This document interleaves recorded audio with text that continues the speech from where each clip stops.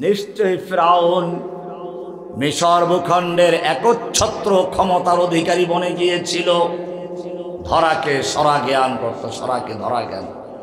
তার মানে সে একক ক্ষমতা, একেবারে দেখেন নাই, একটা ইউনিয়ন পর্যায়ের চেয়ারম্যান প্রার্থী হতে হলেও সেই যে লেডি ফিরআউনের অনুমোদন ছাড়া সম্ভব হতো না। 28 নম্বর। এরপরে বলছেন ফিরআউনের চরিত্রটা কি শুনেন, কয়েকটা আয়াত আছে।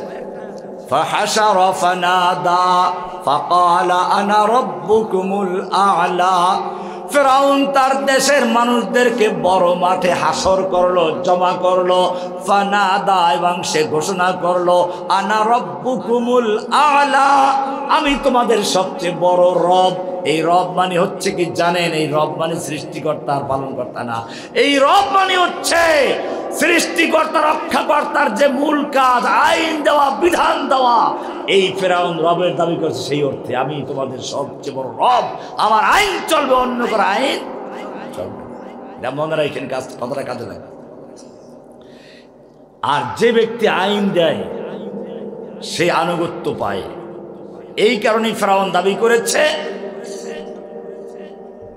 মা আলিমতু মিন ইলাহিন গায়রি, আমার পরিবর্তে তোমাদের আর কোনো আল্লাহ আছে বলে আমার জানা নেই। আর এক আয়াত, লাইন ইত্তাখাযতা ইলাহান গায়রি, আমাকে বাদ দিয়ে অন্য কোনো আল্লাহ যদি বানাও, লা আজআলান্নাকা মিনাল মাসজুনিন, আমি সোজা জেলে ঢুকিয়ে দিব। ফিরআউনের সাথে মিল আছে কিনা? এইবারে আর একটা মিল দেখেন, এর পরের অংশ, ওয়াজআলা আহলাহা শিয়া। ফিরআউন তার দেশের লোকদেরকে বিভিন্ন দলে বিভক্ত করে একজনকে আর একজনের বিরুদ্ধে লাগিয়ে দিত। এটা রাজাকার, এটা মুক্তিযুদ্ধের পক্ষের, এইটা বিপক্ষের, এইটা শাহবাগী, এটা শাপলা চত্বরী, এইটা হচ্ছে জঙ্গি, এটা হচ্ছে রাজাকার, এটা হচ্ছে ধর্ষক। বিভিন্নভাবে এর জনগণকে বিভক্ত করে রাখত। এরপরে বলছে 3 নম্বর বৈশিষ্ট্য, ইয়াস্তাদঈফু তাইফাতাম মিনহুম, সে তার দেশের একদল মানুষকে দুর্বল করে রাখত, যারা হক কথা বলতো, ন্যায়ের পথে চলতো, কোরআন হাদিসের কথা বলতো, তাদেরকে সে দুর্বল করে রাখতো। ইয়াস্তাদঈফু তাইফাতাম মিনহুম, দুর্বল করে রাখত। এরপরে আল্লাহ বলছেন সামনের আয়াত, এটা 4 নম্বর আয়াত, 5 নম্বর আয়াত আল্লাহ বলছেন, وَنُرِيدُ أَن نَّمُنَّ عَلَى الَّذِينَ اسْتُضْعِفُوا فِي الْأَرْضِ। স্বর্ণ যদি সুন্দরী নারীর গলার হার হতে চায়, তাকে আগুনে পোড়া খেতে হয়, হাতুড়ির বাড়ি খেতে হয়, এরপরে সে অলংকার হয়, ঠিক কিনা?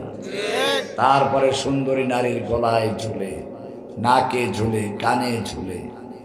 ঠিক তেমনি ভাবে আপনি যদি আল্লাহর জমিনে আল্লাহর দ্বীন কায়েমের জন্য নেতা হতে চান, আল্লাহর জান্নাতের অলংকার হতে চান, আল্লাহ বলছেন আপনাকে আগুনে পোড়া খেতে হবে, হাতুড়ির বাড়ি খেতে হবে।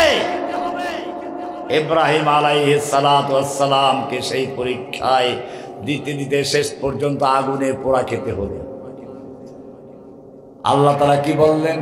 কুলনা ইয়া নারু কুনি বারদাও ওয়া সালামান আলা ইব্রাহিম, ও আগুন ঠান্ডা হয়ে যাও, আরামদায়ক ঠান্ডা হও।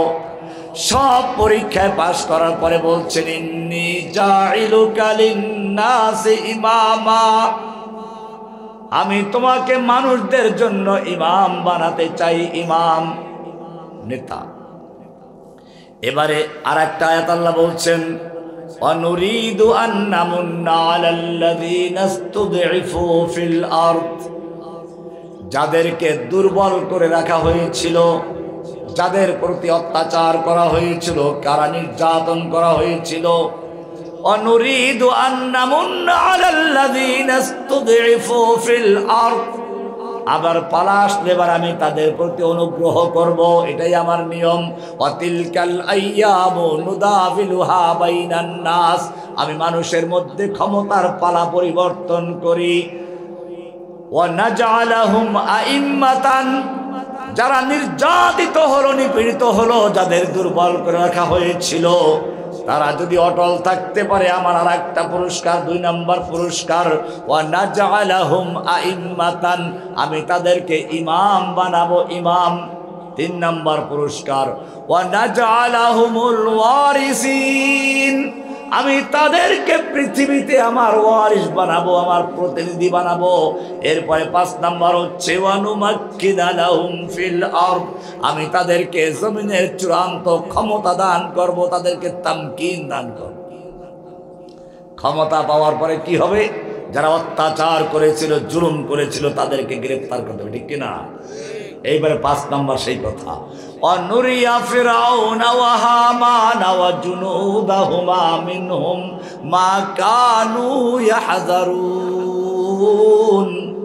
যখন তোমরা ক্ষমতায় আসবে, তখন তোমাদের কাজ হবে ওই ফিরাউন, হামান, নমরুদদের চামচা যারা ছিল, যারা মুমিনদের প্রতি অত্যাচার করেছিল, জুলুম করেছিল, ওদের জন্য ক্ষমা নাই, ওদেরকে দেখিয়ে দেওয়া তারা যেটা ভয় করেছিল। ক্ষমা আছে কার জন্য, সেটা একটু পরে আসবে।